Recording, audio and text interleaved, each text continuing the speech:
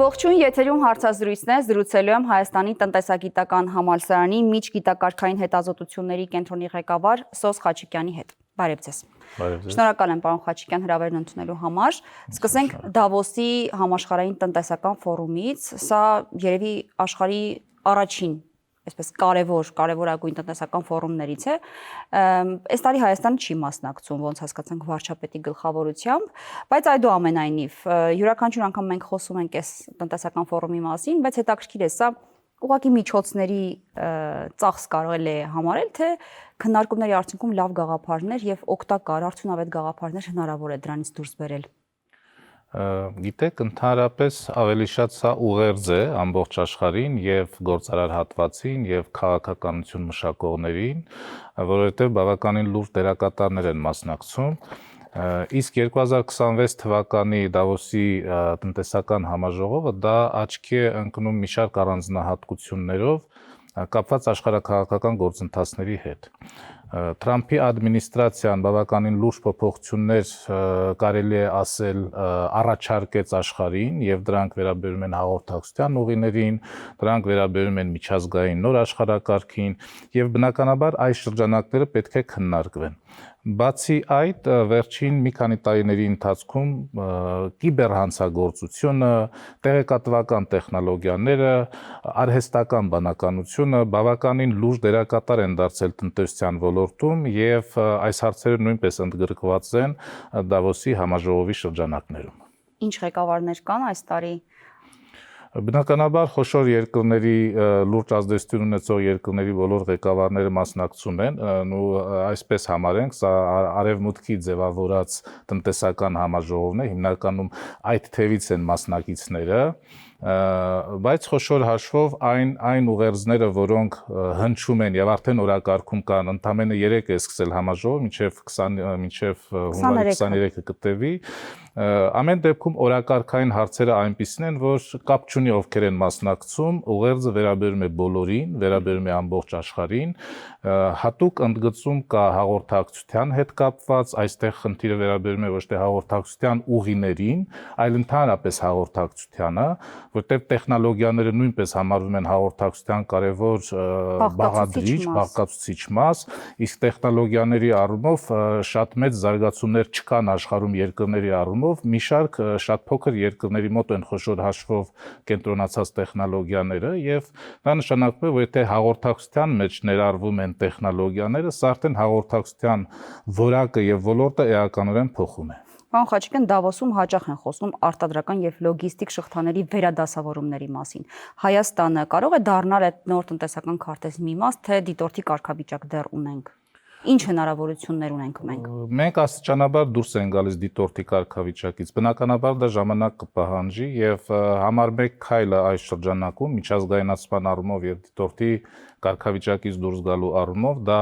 TRIP նախագիծն է, կարծում եմ, որ ընդգրկում է ոչ միայն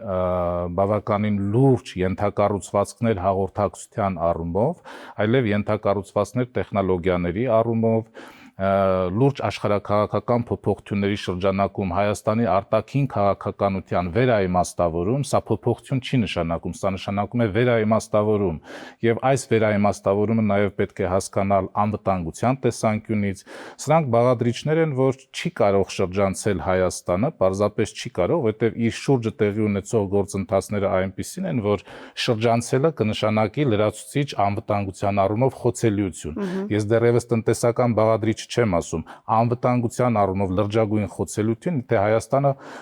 չինտեգրվի այս նոր աշխարհակարգի առաջանցիկ տեխնոլոգիահեն գործընթացներին։ Այս առումով կարծում եմ Հայաստանը այո, արդեն դուրս է գալիս դիտորդի կարգավիճակից եւ չպետք է ուղղակի թերագնահատել եւ չպետք է բացառել, որ ոչ միայն դուրս են գալիս այդ կարգավիճակից, այլ կարող են լինել բավականին լուրջ գործոն, դերակատարում ունենալ։ Առնվազն տարածաշրջանային մակարդակում բավականին լուրջ գործոն, իհարկե 1-2 փաստաթղթով, 1-2 համաձայնագրով, որոնք առայժմ կնքվել են, ստորագրվել են,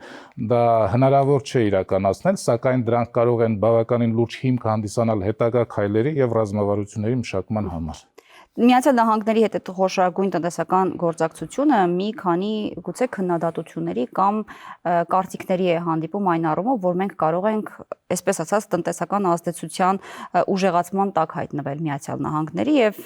մասնավորապես իրենք ասում են, որ կախվածությունը օրինակ մի կետից կարող են կտրել, մեկ այլ կետից կախվածություն ձեռք բերել։ Այս դեպքում Ռուսաստանից դիցուք կտրվեցինք եւ այս տնտեսական համագործակցությունը հետագայում կարող է դարձնել արդեն մեզ կախված Միացյալ Նահանգներից։ Այս մոտեցմանը դուք որևէ դիտարկում եւ ձեր գնահատականը ունեք, հնարավոր է դա արդյոք։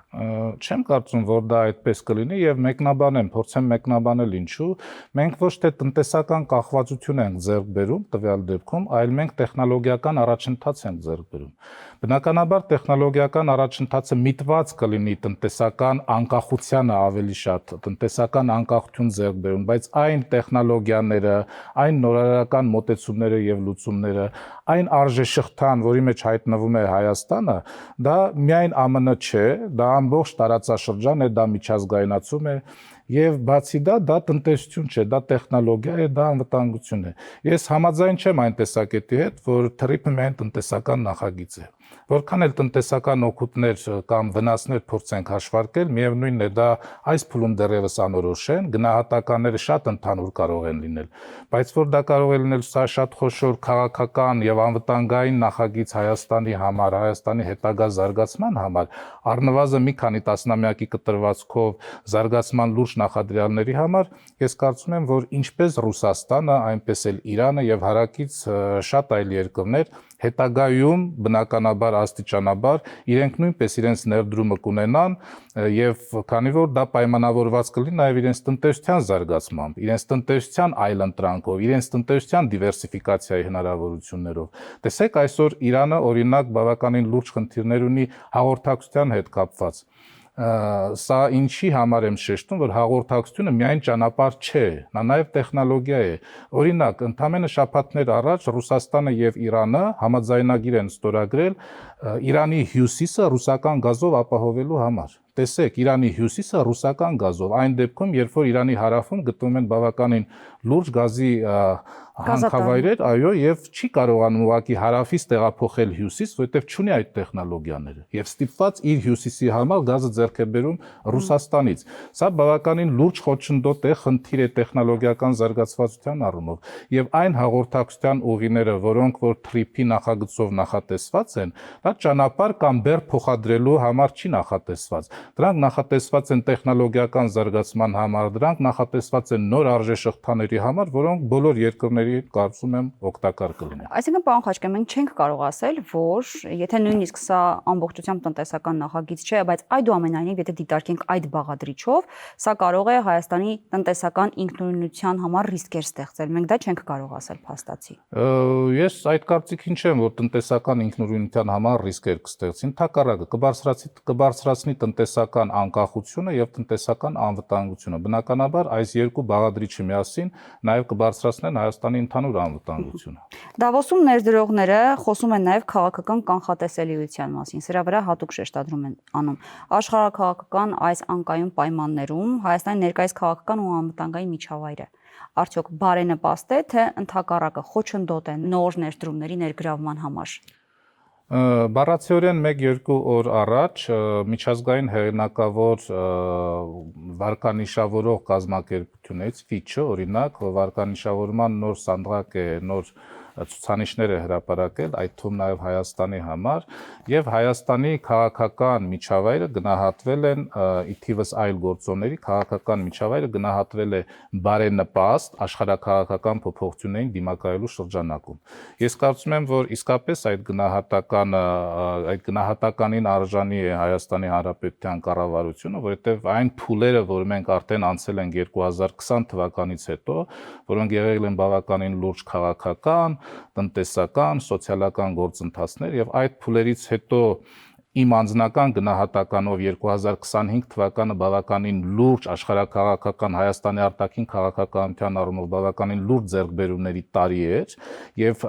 այն կորուստներից հետո երբ որ ստանում ես այս ձեռքբերումները 2025 թվականի համաձայնագրերը, պայմանավորվածությունները, տնտեսական ենթակառուցվածքների առումով, զարգացման հեռանկարների առումով, ես կարծում եմ դա հաղթահարելուց հետո արդեն ամբողջ աշխարհում կա այն ընկալումը, որ վստահելիության գործոնը Հայաստանի մասով մեծ է, չասեմ կառավարության մասով, այստեղ նաև հասարակությունը իր դերն ունի, այստեղ նաև գործարար հատվածը իր դերը ունի, եւ վստահելիության գործոնը մեծացել է, կարծում եմ, որ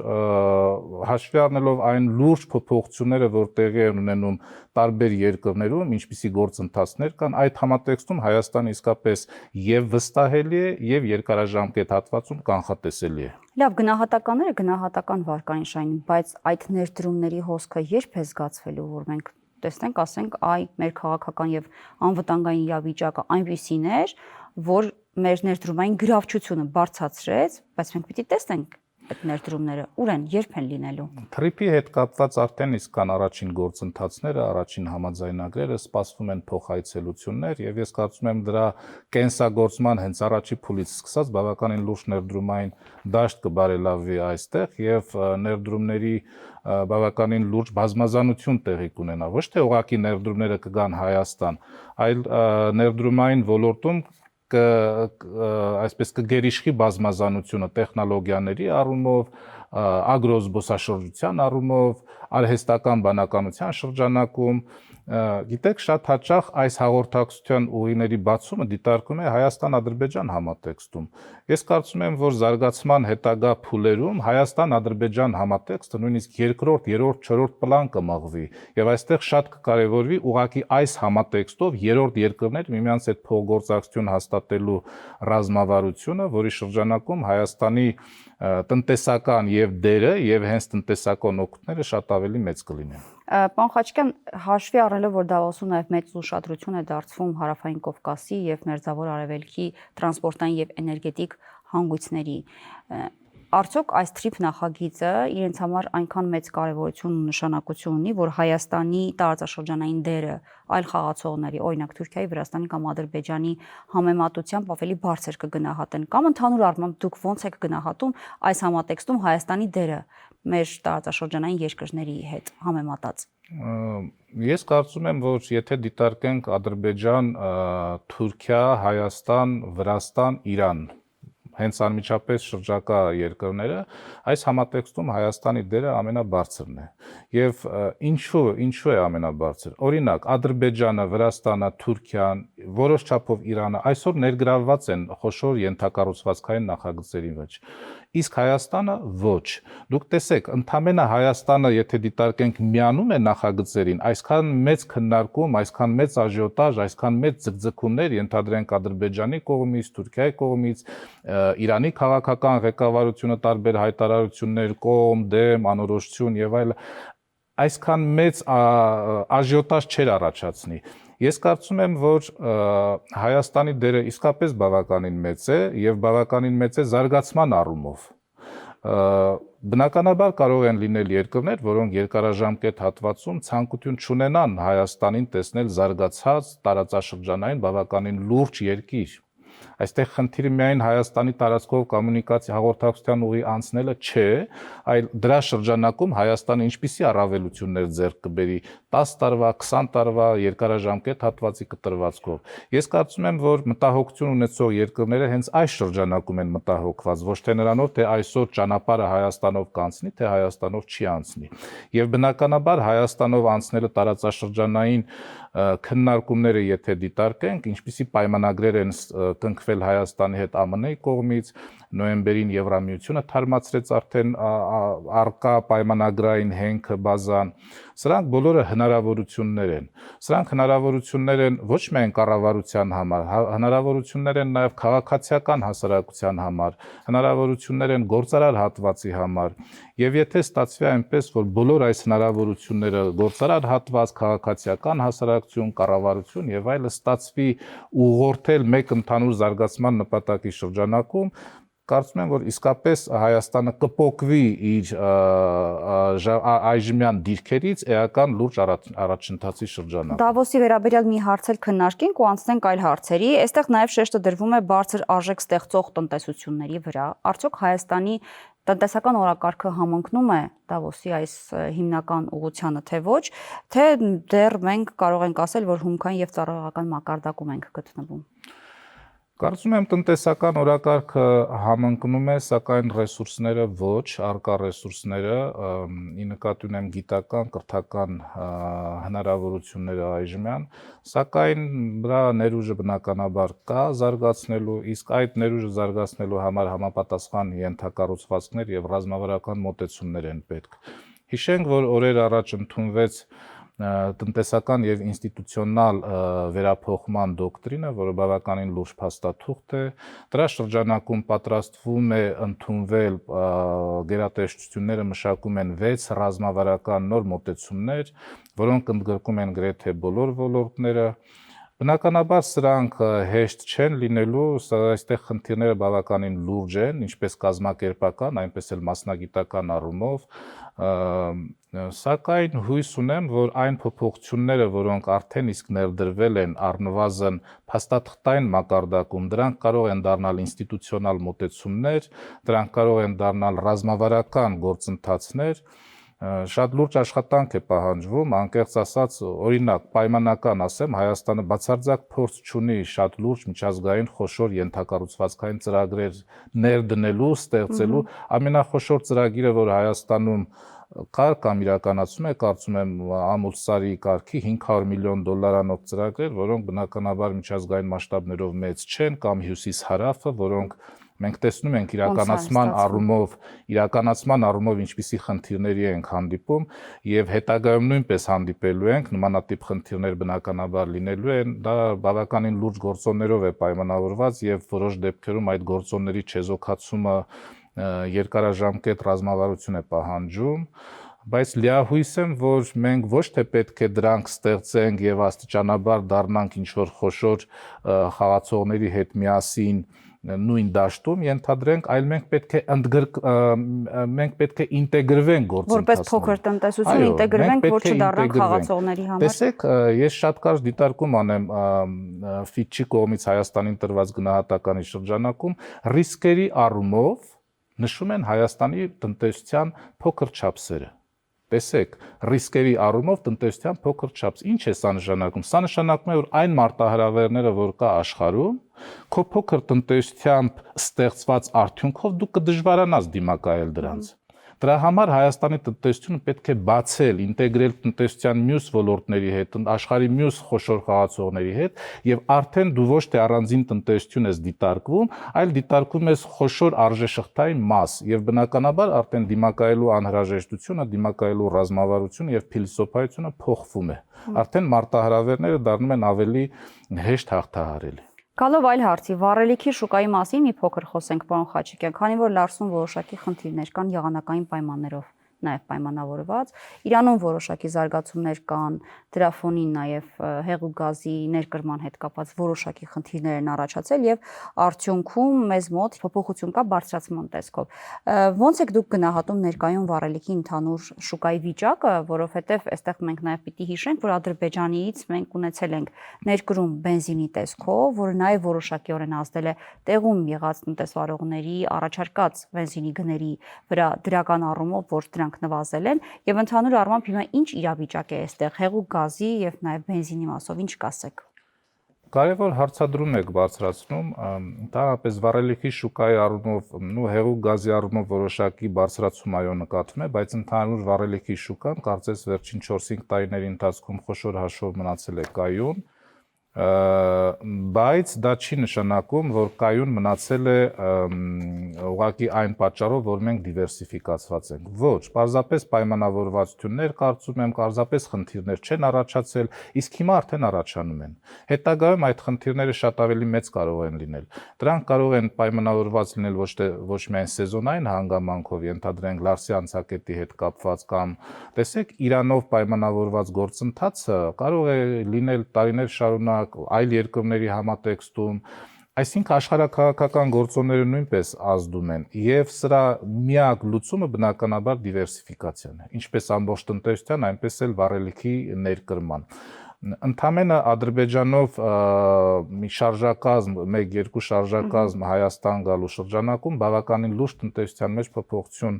տեղի ունեցավ։ Իհարկե հրապարակվեցին թվեր, որ 90 դրամով էժանացել է եւ այլը բենզին, անկեղծ ասած նույնիսկ ես կողմ կլինեի 90 դրամով թանկ լիներ, բայց շուկան դիվերսիֆիկացված լիներ։ Որտեւ վաղը մյուս օր եթե շուկան փակվի, մենք ոչ միայն այդ 90 դրամ էժանը չենք ունենալու, այլ ընդհանրապես չենք ունենալու։ Եվ այս շրջանակում տնտեսության բազմազանացման շրջանակում հատկապես այն առումով, որ մեր ամբողջ էներգետիկ համակարգը խոշոր կախվածություն ունի վառելիքից, էներգետիկ համակարգի առնվազն անվտանգության ապահովման համար մեզ այդ դիվերսիֆիկացիան, այդ բազմազանեցումը անհրաժեշտ է։ Վաղը մյուս օրը ենթադրենք Իրանի միջոցով կամ այլ երկրների Թուրքիայի միջոցով հնարավոր կլինի ավելի մեծ դիվերսիֆիկացիայի հասնել, շատ ավելի լավ։ Եվ այստեղ նորից կրկնեմ, խնդիրը միայն գինը չէ։ Գինը կարևոր է, բայց այստեղ ռազմավարական մոտեցումները, էներգետիկ ճգնաժամ հաղթահարելը, էներգետիկան տնտեսության կարևոր բաղկացուցիչ մաս դարձնելը, սրանք շատ ավելի կարևոր գործեր են, քան ուղղակի վառելիքի գները, քան ուղղակի վառելիքի գների շուրջ ինչ-որ աժիոտաժ կամ խոսակցություն Հիմա ադրբեջանական խողովակներով այս իրականացումը դուք ինչ եք համարում, դրական, բացասական, դիվերսիֆիկացիայի մաս եք համարում, թե ինչ եք ասում։ Սա կարևոր դիվերսիֆիկացիայի մաս է, ես դրան դրական եմ վերաբերում, իհարկե սա շատ որոշ առումով սիմվոլիկ բնույթ ունի, դեռևս համակարգված չէ եւ այստեղ կառավարությունը բավականին լուրջ անելիք ունի հետագա բանակցությունների հետ կապված, ոչ միայն Ադրբեջանի, այլ ամբողջ արժեշղթայի մասով,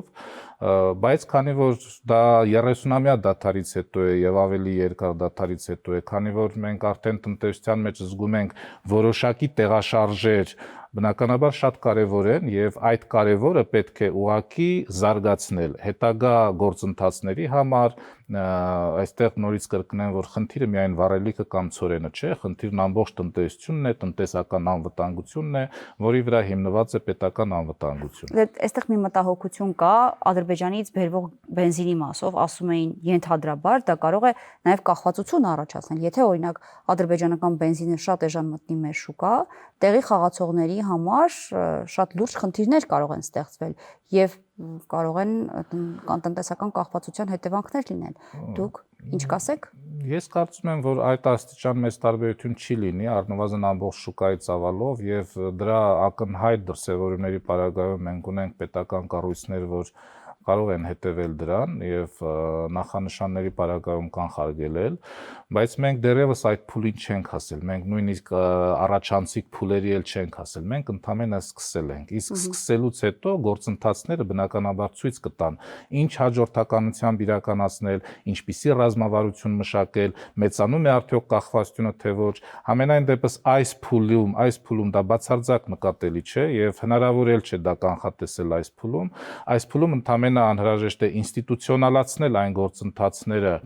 ի նկատի ունեմ տնտեսության բազմազանեցման, որ առկա են, դրանք դնել իրավական հիմքերի վրա, դրանք դնել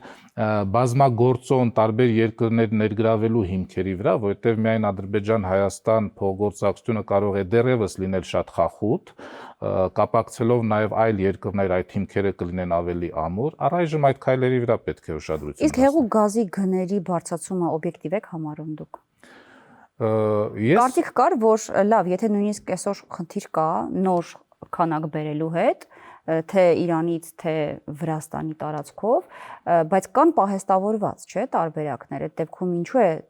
գինը անընդհատ բարձրանում։ Կամ ինչու է բարձրացել այսքան։ Հեղուկ գազի պարագայում ամիսներ առաջ նույնպես եղան խոսակցություններ մամուլում բավականին լուրջ եւ եղան նաեւ խոսակցություններ ոչ միայն սահմանափակումների առումով, այլ խոսակցություններ կոռուպցիոն ռիսկերի առումով։ Ես կարծում եմ, որ դրանք էլ բացառված չեն, պայմանավորված Վրաստանի հետ, պայմանավորված մաքսային անցակետերի հետ, տարբեր մարմիններ են աշխատում, տարբեր մարդիկ տարբեր շահեր ունեն, բիզնես շահեր ունեն եւ կոռուպցիոն գործընթացները նույնպես բացառված չեն։ Հենց այդպիսի գործընթացներից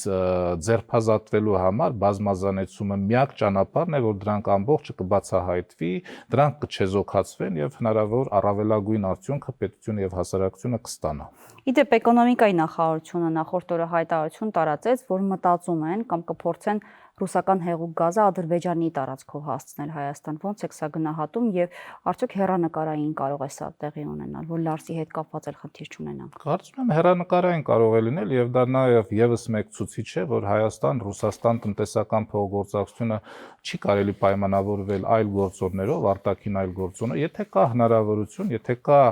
այլ ուղիներով տեղափոխ եւ ոչ միայն հեղուկ գազը, Ադրբեջանի տարածքով Ռուսաստանը կապվում է Հայաստանի հետ նաեւ երկաթուղով եւ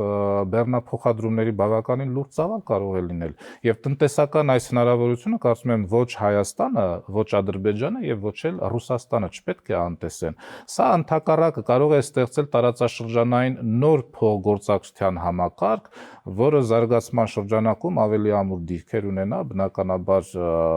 հակադրվելով կամ համադրվելով այլ ավելի նպաստավոր կամ վտանգավոր կառույցների, սա նույնպես բազմազանեցման շրջանակում ես շատ կարևորում եմ։ Շնորհակալ եմ զրույցի համար։ Զրուցակիցս Սոս Խաչիկյանն էր, կհանդիպենք։